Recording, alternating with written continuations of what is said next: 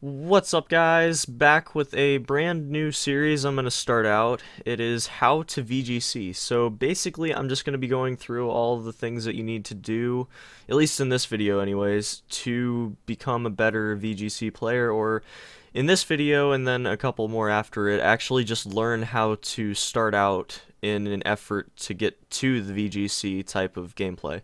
So basically, you need some prerequisites before you start actually going towards making a VGC team. So to start off, we have completion of the main game and the Delta episode. This is important because you're going to want the battle resort.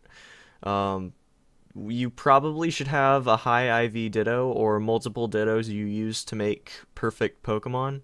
And that's really important because you want to have the most optimal stat distributions that you can possibly have for each Pokemon on a VGC team, especially because you're going to be going up against people that either competitively breed their Pokemon or hack their Pokemon in, and both of which give you the best stats you could possibly have on what you're using. So it's very important.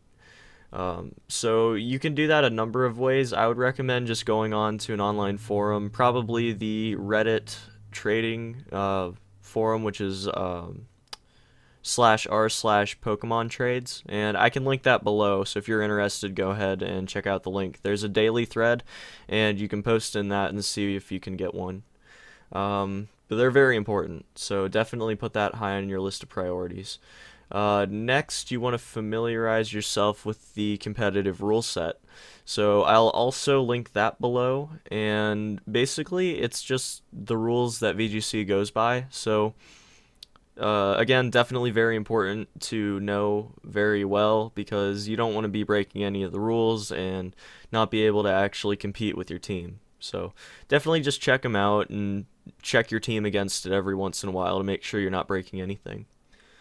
Next, to be able to make perfect Pokemon very quickly, you want to be able to train EVs with hordes.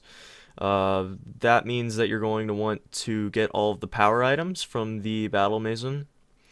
You can get them for quite a bit of BP, but it's definitely worth it in the long run because the EV training with hordes with with power items rather are very are a lot quicker, I guess. They're much quicker than the usual super training. So definitely have to recommend that you get all of the power items. Next up, you have an Everstone and a Destiny Knot. Destiny Knots make it so when you breed a Pokemon, it usually would take 3 IVs from the parents and then randomize 3 of them. So you'll get typically 3 good IVs and then 3 bad IVs. Now, when you use the Destiny Knot, that makes it so it takes 5 IVs from the parents and only randomizes 1 of them, which means you have a much higher chance of getting a perfect Pokemon, especially if your parents have perfect IVs. So that's definitely a very important thing that I would stress over pretty much everything else except maybe the Ditto. To be able to play competitively, you need the perfect IV Pokemon, and that cannot be accomplished without either hacking or breeding, and you definitely want to have the Destiny Knot for breeding. So Everstone makes it so the holder passes on its nature, and again, natures is something we'll cover later on in the series, but at the moment you just need to know that you need to be able to transfer on natures. So I definitely get an Everstone as well. Also, another prerequisite is you have to be willing to search or have all the TMs in the game.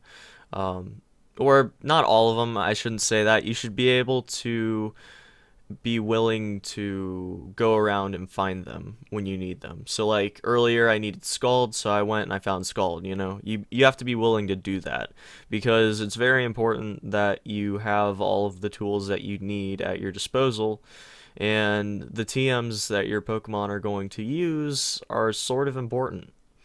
And honestly, that about wraps up the first video. I just wanted to throw out a couple prerequisites, things that you definitely want to look into before I get into the more complex stuff.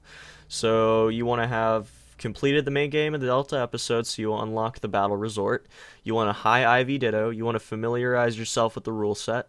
You want to get the power items. You want to get an Everstone, and you also want a Destiny Knot. And TMs, you can go and find them as you need to, but you have to be willing to do it.